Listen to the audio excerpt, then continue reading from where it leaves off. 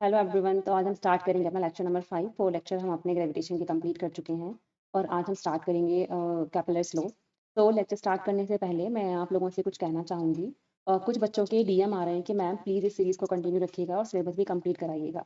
तो हम लोग भी यही चाहते हैं कि सीरीज़ को कंप्लीट करें, इसलिए हमने स्टार्ट भी की थी। बट कुछ लोग नहीं चाहते हैं कि हम आपको इतना क्वालिटी कंटेंट फ्री में प्रोवाइड कराएं। कुछ लोगों को इसमें प्रॉब्लम है। तो बट फिर भी हम चाहते हैं कि सीरीज़ कंटिन्यू ही चलती रहे। तो अगर आप लोग भी चाहते हैं कि सीरीज़ कंटिन्यू चलती रहे और अगर आपको हमारी वीडियोस थोड़ी सी भी हेल्पफुल लग रही हो और आपको हमारा मेथड अच्छा लग रहा हो, तो प्लीज़ वीडियोस को लाइक करें और चैनल को सब्सक्राइब करें, अपने फ्रेंड्स के साथ भी शेयर करें, ठीक है? और हो सके तो हर वीडियो को पढ़ने के बाद आप प्लीज़ कमेंट ज़रूर करें, ठीक है? तो ताकि इस सीरीज़ को हम कंटिन्यू रख सकें और हमें भी मोटिवेशन मिले कि नहीं, हमें सीरीज़ को रोकना नहीं है, हमें सीरीज़ को कंटिन्यू रखना है और आपका सिलेबस कंप्लीट कराना है और बेटर से बेटर प्रिपरेशन हमें यहाँ पे करनी है, ताकि अब आप अपने सिलेक्शन की ओर एक कदम आगे बढ़ा सकें। तो चलिए बिना देरी के स्टार्ट करते हैं अपना लेक्चर नंबर 5। तो आज हम पढ़ेंगे कैपिलर्स लॉ। देखो, हम सभी को पता है कि अर्थ सन के अराउंड रिवॉल्व करती है या और भी प्लैनेट्स सन के अराउंड रिवॉल्व करते हैं, है ना? तो इसको समझने के लिए कि ये कैसे उस प्लैनेट में मूव करते हैं, कैसे प्लैनेट सॉरी मूव करते हैं, कैसे रिवॉल्व करते हैं, है ना? तो इसको समझने के लिए कैपलर्स ने लॉज दिए थे, 3 लॉ कैपलर ने दिए। इसमें से फर्स्ट लॉ है द लॉ ऑफ ऑर्बिट, ठीक है? तो लॉ ऑफ ऑर्बिट को समझने से पहले हमें थोड़ा सा समझना होगा इलिप्स, क्योंकि डेफिनेशन में लिखा है इलिप्टिकल ऑर्बिट। तो हमें समझना होगा कि इलिप्स क्या होता है, ठीक है? तो इलिप्स को समझते हैं। देखो, इलिप्स क्या होता है? इलिप्स कुछ ऐसा बनता है, ठीक है? ड्राइंग पर मत जाना, मेरी समझना मैं क्या समझा रही हूँ। तो इलिप्स कुछ ऐसा होता है। अगर नॉर्मल भाषा में बोलें तो अगर हम सर्कल को थोड़ा सा पिचका दें तो क्या बन जाएगा? इलिप्स बन जाएगा, ठीक है? अब क्या है कि हमारे पास इसके 2 फोकस होते हैं, F1 और F2। तो अगर कोई पॉइंट पर कोई पार्टिकल है, तो उस पार्टिकल की जो डिस्टेंस है F1 से भी एंड F2 से भी, तो उस पार्टिकल की डिस्टेंस का दोनों फोकस से जो सम होगा वो क्या होना चाहिए? Always constant. मतलब उस पार्टिकल से F1 फोकस तक की डिस्टेंस प्लस पार्टिकल से F2 फोकस की डिस्टेंस तक का जो सम है, अगर वो कांस्टेंट है, तो पार्टिकल जिस पाथ पर घूमता है उसे हम बोलते हैं इलिप्स। कैसे? देखो समझते हैं एक बार और। अगर मैंने बोला P से F1 तक की डिस्टेंस प्लस P से F2 तक की डिस्टेंस और अगर ये कांस्टेंट है, तो हम बोलेंगे कि पार्टिकल जिस पाथ पर रिवॉल्व कर रहा है वही हमारा क्या है? इलिप्स है। आई होप आपको इलिप्स की डेफिनेशन क्लियर हो गई होगी कि इलिप्स आखिर होता क्या है, ठीक है? अब पढ़ते हैं डेफिनेशन की लॉ ऑफ ऑर्बिट क्या है। All the planets revolve around the sun in elliptical orbits having the sun at one of the focus। ये कह रहा है कि जितने भी प्लैनेट्स हैं वो सभी क्या करते हैं? सन के अराउंड एक इलिप्टिकल ऑर्बिट में रिवॉल्व करते हैं और जो सन है वो उनमें उसके किसी एक फोकस पर होता है, ठीक है? तो ये हमारा इलिप्स था। अब इसके 2 फोकस F1 और F2 और एक फोकस पर हमारा क्या है? सन। किसी एक फोकस पर सन होना चाहिए। सन यहाँ भी हो सकता है और सन यहाँ भी हो सकता है। तो अभी जो सन है वो हमने क्या बना रखा है डायग्राम में? यहाँ पर एक सन हमने दिखा रखा है। अब जब ये प्लैनेट रिवॉल्व करेगा तो इधर भी आएगा, है ना? और इस पॉइंट पर भी आएगा घूमते-घूमते। तो जब इस वाले पॉइंट पर आएगा तो सन से जो डिस्टेंस होगी वो कैसी होगी? थोड़ी कम होगी, है ना? ये पॉइंट सन के पास में है, क्लोजेस्ट टू सन। तो इसको हम बोलेंगे पेरिहीलियन। क्या बोलेंगे? पेरिहीलियन, ठीक है? तो जो डिस्टेंस है, अब इस डिस्टेंस कैसी है? ये डिस्टेंस कम है, छोटी डिस्टेंस है, सन के पास में ये प्लैनेट है, तो इसको हम बोल देंगे कि डिस्टेंस कैसी है? मिनिमम है, ठीक है? अब अगर जब प्लैनेट यहाँ पर होगा तो सन से जो डिस्टेंस है वो कैसी होगी? बहुत ज्यादा होगी, है ना? तो इस वाले पॉइंट को हम बोलते हैं एफेलियन, यानी कि सन से दूर, एफेलियन, ठीक है? तो अब ये जो डिस्टेंस है ये वाली, इसको हम बोल देंगे आर मैक्सिमम, ठीक है? इतनी बात क्लियर है। अब क्या होगा? जो यहाँ से यहाँ तक की डिस्टेंस है, या कह लो कि इसकी जो ये वाली रेडियस है, इसको हम बोलेंगे क्या? हम इसको बोलेंगे सेमी मेजर एक्सिस या radius of semi major axis. तो ये हमारा क्या है? Radius of semi major axis.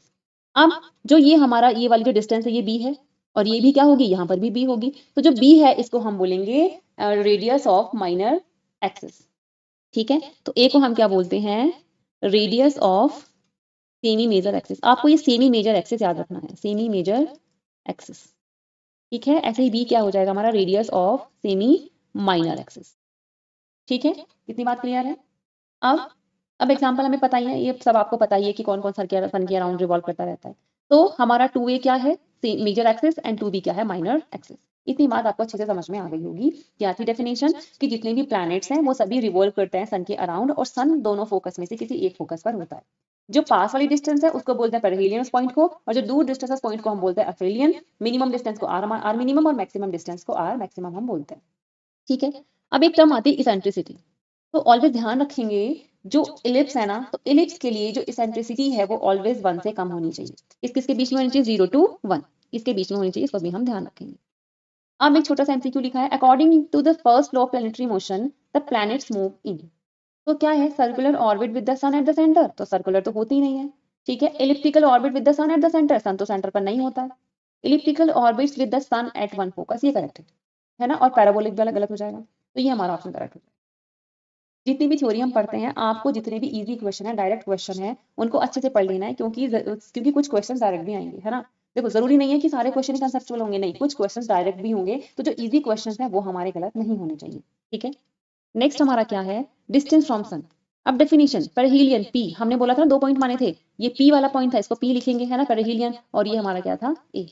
तो पेरिहेलियन पी क्लोजेस्ट पॉइंट। ठीक है, तो पेरिहेलियन के लिए ध्यान रखेंगे जो रेडियस होगी वो कैसी होगी? मिनिमम, और इसका फॉर्मूला इंपॉर्टेंट है, कितना होता है? A1 माइनस ई। तो आर मिनिमम कितना होता है? A1 minus e. ठीक है, अब एक छोटा सा न्यूमेरिकल दिया है कि हमें ए की वैल्यू दे दी है और ई की वैल्यू दे दी है और आर मिनिमम निकालना है, तो ये आप निकालेंगे, सिंपल सा फॉर्मूला हमारा है, ए की वैल्यू पुट करेंगे और 1 माइनस ई कर देंगे, डायरेक्ट हमारा आंसर आ जाएगा। ठीक है, इस क्वेश्चन को जरूर आप करना। एमसीक्यू है, the distance of a planet from the sun at a perihelion is given by. अब ये भी तो हमने पढ़ा है ना, A1 माइनस ई। तो ऐसे डायरेक्ट क्वेश्चंस भी एग्जाम्स में पूछ लिए जाते हैं, तो इनको आप ध्यान रखेंगे। अब नेक्स्ट है, अभी हमने क्या पढ़ा, जो पेरिहेलियन वाला पॉइंट था उसकी डिस्टेंस है 1 A1 माइनस ई। ऐसे ही जो हमारा एफेलियन होगा इसकी डिस्टेंस कितनी हो जाएगी? R maximum 1 A plus 1 plus e. अब इसमें पॉइंट ध्यान रखेंगे, हमने लिखा कि आर मैक्सिमम, अच्छा आर मैक्सिमम हमें पता है कितना? A1 प्लस ई, है ना, A1 plus E. Are minimum हमें पता है कितना? A1 माइनस ई। अब अगर मैं एक बार इनका प्लस कर दूं, ठीक है, और एक बार माइनस करेंगे, तो ये आएगा A प्लस ई, इसकी A प्लस सॉरी ए ई, इसकी भी मल्टीप्लाई करेंगे तो प्लस कर रहे हैं तो A माइनस ए ई। अब देखो ए ई से ए ई कट गया, तो ये बन गया हमारा 2A, इक्वेशन नंबर 1। अब अगर मैं माइनस कर दूं, r maximum minus r minimum, ठीक है, तो ये कितना आ जाएगा हमारा? A plus a e minus A minus a e. तो A plus a e minus a और प्लस में ए, ये कट जाएगा, ये बनेगा 2AE, इक्वेशन नंबर 2। अब अगर हम कर दें 1/2, यहीं पे कर लेते हैं 1/2, अगर हम कर दें तो कितना बनेगा? यहाँ नहीं दिखेगा। हम्म, तो हम करेंगे, ऊपर कर लेते हैं, ठीक है, यहाँ कर लेते हैं। तो हमारा आएगा r maximum minus r minimum upon में r maximum plus r minimum, minus वाला ऊपर लिखें तो ये आ जाएगा हमारा 2AE, 2/1 कर देते हैं, 2/1, ठीक है। तो और नीचे आएगा r maximum plus r minimum, कितना था हमारे पास? 2A। तो 2A से 2A कट जाएगा, तो देखो ई हमारे पास कितना आ गया? R maximum minus r minimum upon में r maximum plus r minimum. तो इस एंटीसिटी का एक फॉर्मूला बन गया और इस पे न्यूमेरिकल्स हमारे करने के लिए आते हैं, तो ध्यान रखेंगे। तो हमने क्या समझा, जो एफेलियन है उसकी डिस्टेंस मैक्सिमम होगी, ठीक है, A1 प्लस ई, और पेरिहेलियन की डिस्टेंस कैसी होगी? मिनिमम होगी, आर A1 माइनस ई। ठीक है, तो ये दोनों आप ध्यान रखेंगे, और आर का ये ई का ये वाला फॉर्मूला भी आप ध्यान रखेंगे। अब नेक्स्ट हमारा है स्पीड का फॉर्मूला, ठीक है। तो एट पेरिहेलियन, अब पेरिहेलियन पर v मैक्सिमम होगा, तो ध्यान रखेंगे जहां पर रेडियस मिनिमम है वहां पर स्पीड मैक्सिमम होगी, और जहां पर रेडियस मैक्सिमम है वहां पर जो v है वो मिनिमम होगा। तो ध्यान रखना, जहां डिस्टेंस कम है, मतलब जैसे r मिनिमम है, जहां पर r मिनिमम होगा वहां पर v कैसा होगा? मैक्सिमम। और जहां पर r मैक्सिमम होगा वहां पर v कैसा होगा? मिनिमम। ठीक है, अभी हम इसको आगे भी पढ़ेंगे, सेकंड लॉ में भी पढ़ेंगे, ये इंपॉर्टेंट फॉर्मूला था, मैंने इसे लिखा। तो v मैक्सिमम हमारा होता है gm/a 1 plus e upon 1 minus e। ठीक है, v minimum gm/a 1 minus e upon 1 plus e। तो देखो मैक्सिमम में ऊपर प्लस है, मिनिमम में ऊपर माइनस है, तो इस तरह से हम ये फॉर्मूला याद कर सकते हैं। जब हम इनका रेशियो निकालेंगे ना, तो हमारा ये आर लिखा है। अब जब इनका रेशियो निकालेंगे तो देखो क्या आएगा, अगर हम क्या करें, वी मैक्सिमम अपॉन में वी मिनिमम, तो वी मैक्सिमम अपॉन में वी मिनिमम, जो ये कॉमन चीजें हैं ये तो कैंसिल हो जाएंगी, तो ये बचेगा हमारा 1 प्लस ई अपॉन 1 माइनस ई, स्क्वायर रूट को मैंने 1/2 लिख दिया, और अपॉन में सेम यहाँ लिखा है 1 माइनस ई अपॉन में 1 प्लस ई, और मैंने लिख दिया 1/2। अब क्या होगा, ये वाली टर्म क्या होगी? ये टर्म यहाँ जाएगी और ये वाली टर्म ऊपर चली जाएगी, ये वाली टर्म यहाँ। अब क्योंकि 1/2 है तो प्लस होकर 1 बन जाएगा, तो ये बनेगा 1/1 plus e upon 1 minus e. ठीक है, आर मैक्सिमम कितना था, तो ये r maximum upon r minimum कैसे बना? देखो ये बना r maximum upon r minimum, अभी बताती हूँ कैसे बना। आर मैक्सिमम कितना था? A 1 प्लस ई, है ना, और अपॉन में आर मिनिमम कितना था? ए 1 माइनस ई। तो जब ये कैंसिल हो गया तो देखो 1 प्लस ई अपॉन 1 माइनस ई किसके इक्वल आ जाएगा, आर मैक्सिमम अपॉन में आर मिनिमम। तो वही तो हमने लिखा है आर मैक्सिमम अपॉन में आर मिनिमम। ठीक है, तो ध्यान रखेंगे ये वाला रिलेशन भी ध्यान रखेंगे कि वी मैक्सिमम अपॉन में v minimum is equal to 1 plus e upon 1 minus e और आर मैक्सिमम अपॉन में आर मिनिमम। ठीक है, क्लियर है। अब यहाँ कुछ न्यूमेरिकल्स करेंगे, पहले ही समझ लेते हैं MCQ. The ratio of the speed of a planet at perihelion and aphelion in a elliptical orbit of eccentricity e is. देखो, तो अभी अभी हमने पढ़ा ना, पेरिहेलियन मतलब वी मैक्सिमम और ये वी मिनिमम। तो वी मैक्सिमम अपॉन में वी मिनिमम कितना आया हमारे पास, 1 प्लस ई अपॉन में 1 माइनस ई। ठीक है, आई होप क्लियर हो गया होगा। चलिए अब न्यूमेरिकल करते हैं। न्यूमेरिकल क्या है, द सेमी में फर्स्ट है the semi major axis of an electrical orbit. The semi major axis of an electrical orbit, आपको पता है कि इसमें सेमी मेजर एक्सिस को हमने क्या बोला था, ए बोला था, है ना। एंड इसेंट्रिसिटी इज 0.6 और इसेंट्रिसिटी कितनी है 0.6। तो पूछा उसने find the ratio of the speed of planet at perihelion and aphelion. तो पेरिहेलियन वी मैक्सिमम मतलब उसने हमसे वी मैक्सिमम अपॉन में वी मिनिमम पूछा है। ठीक है, तो चलिए इसको करते हैं।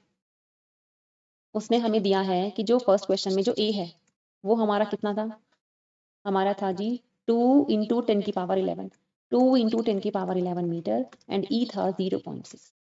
ठीक है, अब उसने हमसे पूछा v maximum upon v minimum. देखो एक्चुअल में इसमें ए का कोई रोल ही नहीं है, है ना। फॉर्मूला हम सिंपल ये लगा देंगे, ठीक है ना। सिंपल ये फॉर्मूला लगेगा हमारा, ए का हम यूज ही नहीं करना है इसमें। तो ये कितना आएगा हमारे पास 1 प्लस 0.6 अपॉन में 1 माइनस 0.6।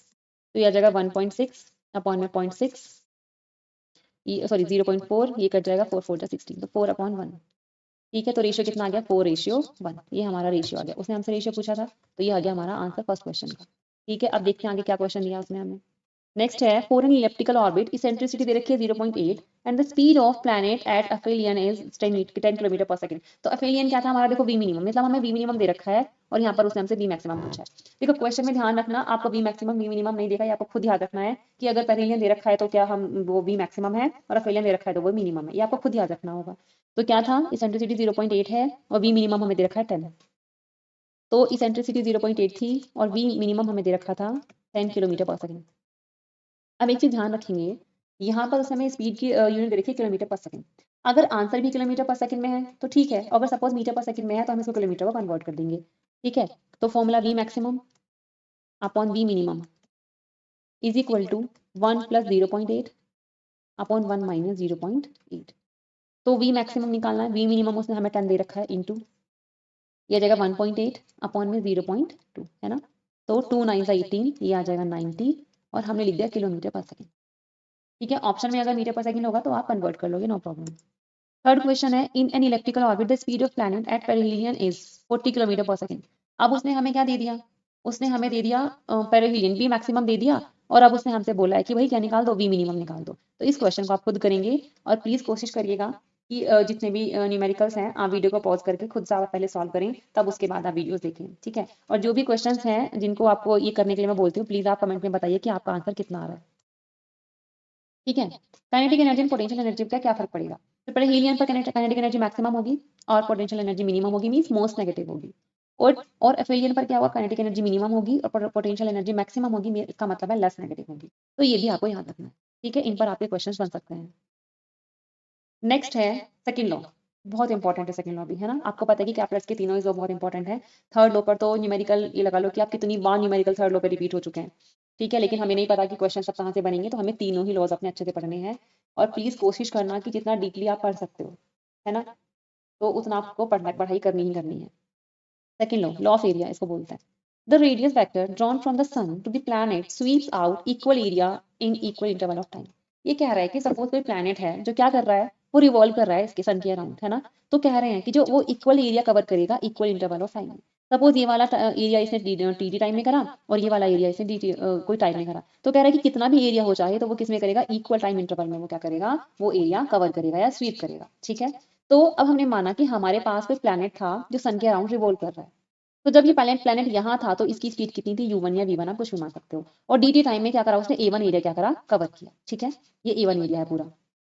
अब उसकी जो डिस्टेंस थी यहाँ से यहाँ तक की जो डिस्टेंस है उसको हमने माना कि वो कितनी है, r1 है। अब अब क्या किया, जब ये पार्टिकल घूमते घूमते यहाँ आया तो इसकी स्पीड कितनी हो गई, u2 हो गई, है ना। और एरिया कितना हो जाए, कितना कवर किया इसने, a2। और टाइम कितना, dt, क्योंकि उसने बोला कि जो वो जितना वो डिफरेंट एरिया जो भी कवर करेगा वो सेम इंटरवल में करेगा, है ना, सेम इंटरवल में करेगा। तो अब यहाँ A2, अब जो यहाँ से यहाँ तक की डिस्टेंस है वो कितनी, हमने मान ली कि डिस्टेंस कितनी है, R2 है, ठीक है। तो अब इन्होंने क्या बोला कि the radius vector drawn from the sun to the planet sweeps out equal area in equal intervals. तो एरिया कैसा होगा, इक्वल होगा। तो एरिया का फॉर्मूला क्या होता है, देखो एरिया ऑफ ट्राइंगल क्या होता है, एरिया ऑफ ट्राइंगल क्या होता है, 1/2 इंटू बेस इंटू हाइट, है ना, यही तो फॉर्मूला होता है। तो जब हम A1 का एरिया लेंगे, ये A1 एरिया, तो कितना हो जाएगा 1/2 इंटू, अब बेस कितना है, ये हम ये लेके चलेंगे, ये है। तो ये डिस्टेंस कितनी है, अगर मैं डिस्टेंस को मानूं तो, अब स्पीड क्या होती है, speed is equal to distance upon time, है ना, हमें तो डिस्टेंस निकालना है, तो डिस्टेंस क्या बन जाएगी, स्पीड इनटू टाइम, ये तो बनेगी, speed is equal to distance upon time. तो डिस्टेंस कितनी हो जाती है, स्पीड इनटू टाइम, है ना। तो स्पीड कितनी है u1 और टाइम कितना है dt, तो बेस तो हो गया हमारा ये, इनटू हाइट, मतलब अभी कितनी डिस्टेंस से कवर कर रहा है, तो इसको हम क्या बोलेंगे r1, ठीक है। तो 1/2 into u1 dt into r1। अब एरिया 2 कितना हो जाएगा, 1/2 u2 इंटू dt और इंटू कितना हो जाएगा r2, है ना। अब इसने हमें क्या बोला कि जो एरिया है वो कितना होना चाहिए, इक्वल होना चाहिए, ठीक है। आई होप इतनी बात आपको क्लियर हो गई होगी। अब एरिया इक्वल होना चाहिए, तो हमने मान लिया कि जो उसने जो एरिया स्वैप किया वो dt टाइम में किया, तो A1 इज इक्वल टू कितना हो जाएगा, A2, ठीक है। तो ये अब यहाँ पर अगर यहाँ पर V1 लिखा है, आप सेम मानना, अगर आपने इसको U1 लिखा है तो वहां पर भी U1 लिख देना, ठीक है। तो अभी जो स्पीड होगी, देखो जिस टाइम क्या हो जाएगा, टाइम आपस में कैंसिल हो गया, 1/2 भी कैंसिल हो गया क्योंकि एरिया इक्वल था तो हमने इक्वल रख दिया, तो ये बचा V1 R1 is equal to V2 R2 या U2 R1 is equal to U2 R2, ठीक है। तो ये बन गया V1 upon V2 is equal to R2 upon R1, क्या क्या हमने V1 upon V2 is equal to R2 upon R1। तो यहाँ से चीज क्लियर हुई कि जो स्पीड है वो रेडियस की कितना है, इसकी कितना है 1 अपॉन R, ठीक है। तो इसका मतलब ये है कि अगर डिस्टेंस ज्यादा होगी तो स्पीड कम होगी, जैसे ये था, तो यहाँ डिस्टेंस ज्यादा है तो इसका मतलब स्पीड कैसी होगी, कम, ठीक है। और यहाँ यहाँ डिस्टेंस कम है तो स्पीड कैसी होगी, ज्यादा। इसीलिए वो क्या करता है, इक्वल टाइम में इक्वल एरिया कवर कर पाता है। तो ध्यान रखेंगे, स्पीड स्पीड सेम नहीं होगी, स्पीड अलग अलग होगी। अगर प्लेनेट जो है सन से दूर है तो स्पीड कम होगी, और प्लेनेट सन के पास में है तो स्पीड क्या हो जाएगी, उसकी ज्यादा हो जाएगी, ठीक है। यहाँ से हमें एक बात ये समझ में आई। अब क्या हो अगर हम इसमें क्या कर दें, इस वाली इक्वेशन में अगर हम दोनों साइड m से मल्टीप्लाई कर दें, तो m v1 r1 is equal to m v2 r2। अब we know that p is equal to m into v होता है ना। अब मास तो क्योंकि सेम है, तो m1 v1 को हम क्या लिखेंगे, p1, एंड m2 v2 को हम क्या लिख देंगे, p2। तो p1 r1 is equal to p2 r2। अब हमें पता है कि p और r हमारा जो एंगुलर मोमेंटम है l कितना होता है, mvr, ये तो होता है। तो और mv क्या हो जाएगा हमारा, p इंटू आर, तो l कितना हो जाएगा, p1 r1 p2 r2, यानी कि l1 is equal to l2 is equal to constant. बहुत बहुत इंपॉर्टेंट है कि जो एंगुलर मोमेंटम है वो इसमें कैसा रहता है, कंजर्व रहता है, ठीक है, यानी कि कांस्टेंट यानी कि कंजर्व। तो एंगुलर मोमेंटम क्या है, तो किस पर बेस्ड है ये, कंजर्वेशन ऑफ एंगुलर मोमेंटम। ये क्वेश्चन बहुत बार पेपर में रिपीट हो चुका है कि जो सेकंड लॉ है वो किस पर डिपेंड करता है, तो वो कहता है कंजर्वेशन ऑफ एंगुलर मोमेंटम, ठीक है। तो यहाँ से हमें इतनी बात क्लियर हो गई, तो ये बहुत इंपॉर्टेंट है। अभी एक छोटा सा क्वेश्चन लिखा है, प्लीज आप इसको ट्राई करना। The radius vector of a particle moving in an electrical orbit change from 2 into 10 की पावर 10 मीटर टू 1 into 10 की power 10 metre, find the ratio of its velocity at these point. मतलब उसने हमें r1 r2 दे दिया है और v1 और v2 का रेशियो उसने हमें पूछा है। तो v1 upon v2 is equal to formula क्या था, r2 अपॉन r1। अभी वैल्यू जब रखेंगे तो हमारा रेशियो कितना बन गया, 1/2, ठीक है। ऐसे सिंपल सिंपल क्वेश्चन है ये, है ना। अब according to the law of area for a particle moving in a central force field, क्या है इसका answer, r is constant, v is constant, the line joining the particle and the centre of force sweep out equal area in equal interval of time. ना तो यहाँ पर r constant है ना, यहाँ पर r भी कांस्टेंट नहीं है, डिफरेंट डिफरेंट डिस्टेंस है, v भी कांस्टेंट नहीं है, स्पीड अलग अलग है ना। तो ये वाला जो सी ऑप्शन है ये हमारा क्या हो जाएगा, यहाँ पे करेक्ट हो जाएगा, ठीक है। तो इतना हमें पहले हमने क्या क्या पढ़ा कि जो इक्वल एरिया है वो इक्वल इंटरवल टाइम में क्या करेगा, वो कवर करेगा। तो अब दूसरा हमने फॉर्मूला यहाँ का निकाला कि जो स्पीड है वो डिस्टेंस की क्या होगी, इनवर्सली प्रोपोर्शनल होगी। थर्ड चीज हमें पता चली कि जो एंगुलर मोमेंटम है वो कैसा होगा, कंजर्व्ड होगा। अब आगे अभी एक चीज और बची है। अब जो एरियल वेलोसिटी है वो क्या होगी, हमारी कांस्टेंट। ध्यान रखेंगे स्पीड कांस्टेंट नहीं होगी, स्पीड डिफरेंट डिफरेंट होगी, लेकिन जो एरियल वेलोसिटी है वो कैसी होगी, कांस्टेंट होगी। तो एरियल वेलोसिटी हमारी क्या होती है, dA अपॉन dt, और ये क्या होगी हमारी कांस्टेंट, ठीक है। अब कैसे होगी देखो, क्या इसका फॉर्मूला आएगा। अब एरिया कितना था हमारे पास, 1/2 है ना, speed into dt, base into distance r। अब हम इसको हम r1 r2 की फॉर्म में फिलहाल अभी नहीं लिख रहे हैं। तो p हमारा कितना होता है, mv, तो v हमारा कितना हो जाएगा, p अपॉन m। तो यहाँ से इस v को मैंने कितना रखा, p अपॉन m, और dt को हम इधर ले आए, तो ये हमारा बन गया del a upon del t। अभी फिलहाल अगर इसको da लिखेंगे तो इसको डेल e लिख लेते हैं, ठीक है। तो ये हो जाएगा हमारा del a upon del t, ठीक है। तो del a upon del t ये बन गया 1/2 r p अपॉन m, ठीक है। अब del a upon del t, 2 को बाहर ले आए, 1/2 m, तो ये हमारा बन गया r इंटू पी, m को बाहर ले आए। अब हमें पता है कि l क्या होता है, एंगुलर मोमेंटम क्या होता है, mvr, है ना। और mv हमारा क्या होता है, p, तो p क्रॉस r या p इंटू r हमारा क्या बनेगा, ये हमारा बनेगा l। तो यानी कि del a upon del t कितना बन गया हमारे पास, ये बन गया 1/2m इंटू l। तो यानी कि d upon d t is equal to l upon two m is equal to constant. तो ये इंपॉर्टेंट फॉर्मूला है, ये भी कई बार पेपर में पूछा जाता है, ठीक है। तो याद रखेंगे जो एरियल वेलोसिटी है वो हमारी क्या रहती है, कांस्टेंट। तो जो हमने सेकंड लॉ पढ़ा उसमें हमने क्या क्या समझा, पहले मैं डेफिनेशन समझी कि कोई भी जो प्लैनेट रिवॉल्व कर रहा है वो इक्वल इंटरवल ऑफ टाइम में इक्वल एरिया क्या करेगा, कवर करेगा। फिर हमने पढ़ा जो स्पीड है वो डिस्टेंस के इनवर्सली प्रोपोर्शनल होती है। फिर हमने पढ़ा कि जो एंगुलर मोमेंटम है वो कंजर्व होता है, यानी कि किस पर बेस्ड है, वो कंजर्वेशन ऑफ एंगुलर मोमेंटम पर। थर्ड पढ़ा कि जो एरियल वेलोसिटी है वो कैसी होती है, कांस्टेंट होती है। तो ध्यान रखेंगे जो चीजें हमने पढ़ी। अब नेक्स्ट है हमारा very very important third law of orbit. अपना थर्ड लॉ कैपलर्स का थर्ड लॉ पढ़ेंगे। तो ये क्या होता है हमारा, देखो इसमें क्या क्या है ये। According to this law the square of time period is directly proportional to the cube of semi major axis of elliptical orbit. तो कई बार ये भी आ जाता है कि कौन सी टर्म इसमें इंक्लूड है, डिस्टेंस लिख देंगे, रेडियस लिख देंगे, सेमी मेजर एक्सिस होगी, सेमी माइनर एक्सिस होगी, तो कौन सी टर्म इंक्लूड है इसके अंदर, सेमी मेजर एक्सिस। तो T square proportional to a की पावर 3। और कई बार ऐसा भी लिखा होता है, कई बार बुक्स में देखोगे t square proportional to r की पावर क्यूब, है ना। और तो ये भी लिखा हो सकता है किसी ऑप्शन में टी प्रोपोर्शनल टू ए की power, sorry T proportional to a की पावर कितना, 3/2, 3/2। तो ऐसे भी आ सकता है, ठीक है। Example it is applicable to planets और orbiting the sun, used to compare orbital periods of the different planets, help the calculating distance of planets from the sun. अब इस पर बहुत सारे क्वेश्चंस एग्जाम्स में आते हैं। तो कल हम क्या करेंगे, जितने भी हमने 3 लॉ पढ़े, फर्स्ट लॉ, सेकंड लॉ और थर्ड लॉ, इन तीनों के हमें क्वेश्चंस करने हैं। तो अब हम जो कल पढ़ेंगे वो इन तीनों के क्वेश्चंस पढ़ेंगे। फिर उसके बाद हमारा टॉपिक बचता है सैटेलाइट, वो पढ़ेंगे, ठीक है। फिर उसके बाद हमारा जो ग्रेविटेशन है वो हो जाएगा कंप्लीट। तो आज बस इतना ही रखते हैं। प्लीज इसको अच्छे से रिवाइज करना, इसके अच्छे से नोट्स बना लेना, ठीक है। कोई भी आपका डाउट हो तो आप कमेंट सेक्शन में पूछ सकते हैं। और आपको कोई और डाउट हो तो फिर आप हमारा व्हाट्सएप ग्रुप भी ज्वाइन कर सकते हैं, जहाँ पर हम आपके डाउट क्लियर कर देंगे। तो मिलते हैं नेक्स्ट लेक्चर में। Thank you so much.